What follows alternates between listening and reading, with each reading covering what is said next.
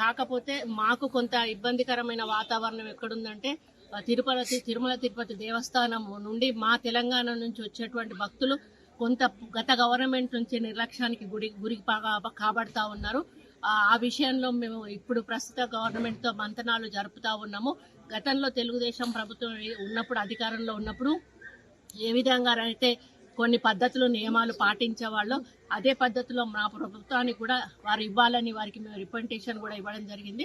ముఖ్యమంత్రి గారు కూడా ఈ రాష్ట్ర ముఖ్యమంత్రి గారితో కూడా మాట్లాడడం జరిగింది.